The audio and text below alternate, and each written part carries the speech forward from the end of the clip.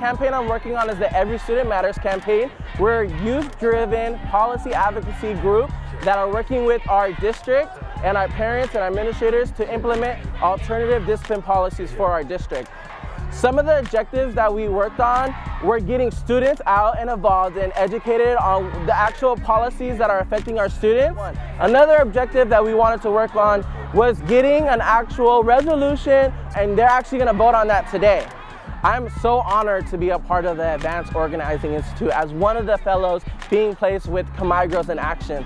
Some of the tools that I've learned is so important because I'm able to really do a SWOT analysis, our strengths, our weaknesses, our opportunities, and our threats, to really figure out what's the playing ground, what's happening with our students, with our parents, with our community members, to all come to a common understanding of how we're gonna take on the district.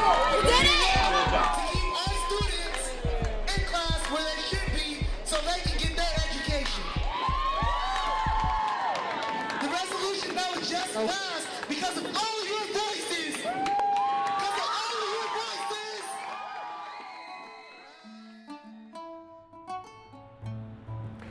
So my name is Joanna Diaz, and I'm currently working with Greater Long Beach Interfaith Community Organization, also known as ICO, here in the community. We're working on several different campaigns, predominantly around immigration reform, immigration issues.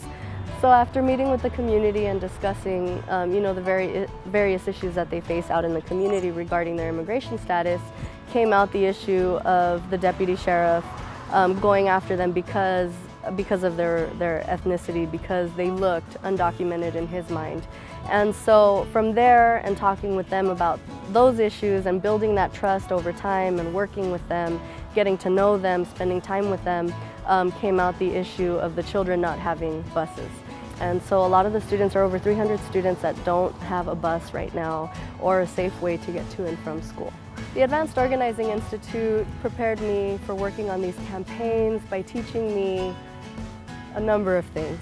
I think the most important thing that they taught me was relationships and the importance of nurturing those relationships and building on those relationships and really staying true to who you are and what you believe in and remembering why this is important to you. So as a result of the work that we were doing alongside with the community members and the parents here, we were able to draw some attention from the media. And so we had a local newspaper come out and do a story on Roosevelt and the lack of buses and the issues with the funding. And so it was a nice moment of victory for us in the organizations, but also especially for the parents. They see the importance of utilizing the media and being able to bring about change once you put the pressure in the right way. And there's a level of confidence that might not have been there in the beginning in the same way, where they're open to attending these meetings, school board meetings and press conferences where they're doing public speaking that they might not have felt prepared for in the past. And so throughout this year, that's something that's been amazing, and just seeing the development here, both within myself, with the organization and the community, and the students themselves being motivated by their parents that are taking a stand for themselves, for their children, for their community. And so it's been a wonderful experience, and I would only hope that other organizers can have something similar to this and build on this and take this even further.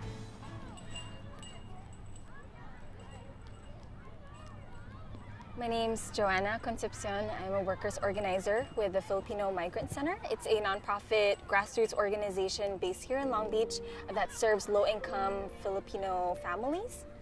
And the campaign that I'm working on is specifically organizing Filipino domestic workers and caregivers to develop their leadership and their capacity to organize and address issues that they're facing at work. This is my first time leading a campaign, and it's the first time that it's the first time that the Filipino Migrant Center has had the capacity to organize workers. The Advanced Organizing Institute came at a perfect time, and throughout this whole process and being part of the Organizing Institute and after made me realize that this is the work that I want to do for the rest of my life. And it's it's not a career, and it's not easy to be an organizer, because you will face many challenges and you will want to quit, but you hear the stories of the workers and their struggles, and that makes me tell myself, you have to be strong and you have to be committed to this work. Don't think about it as an occupation, but think of it as your life. That's how I changed.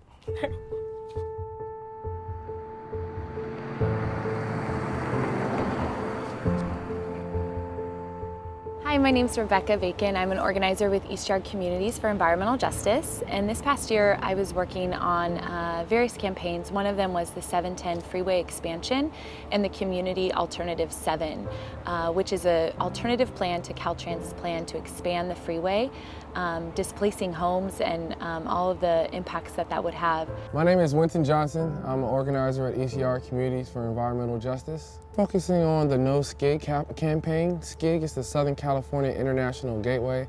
It's a rail yard facility that will be built in East Wilmington, but all the problems with that project will be felt in West Long Beach. So some of the challenges that I faced this year, I think for me, was the language barrier.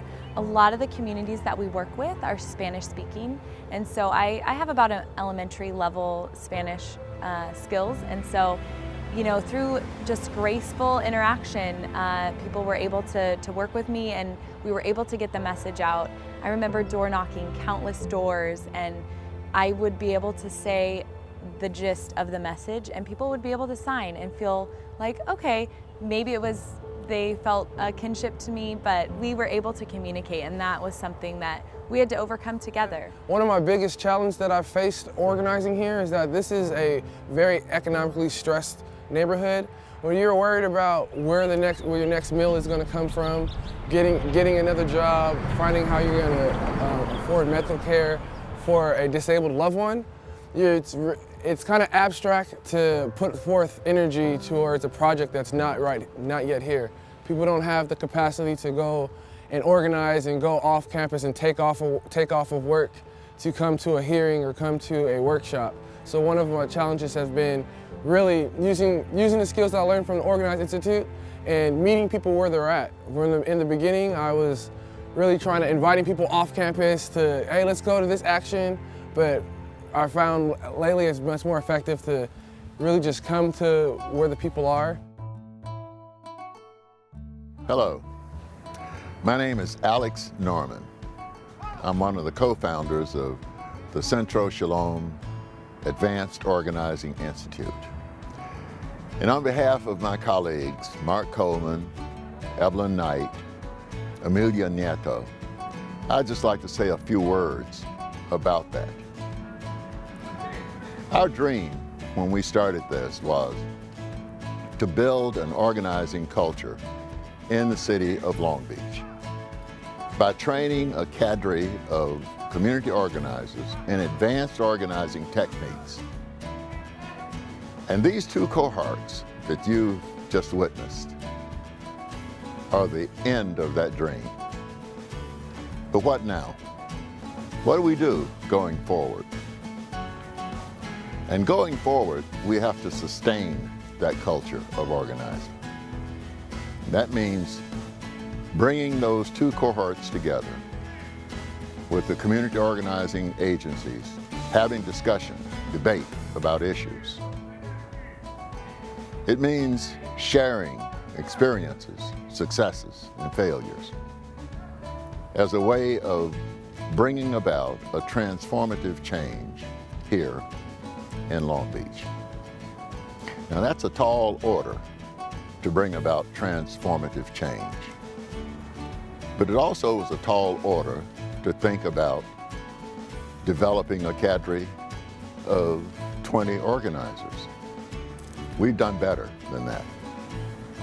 We've turned out 36 community organizers in Long Beach committed to bringing about community transformative change. And for that, I'd like to thank all of those who supported us in getting this far, and all of those who will support us and going further.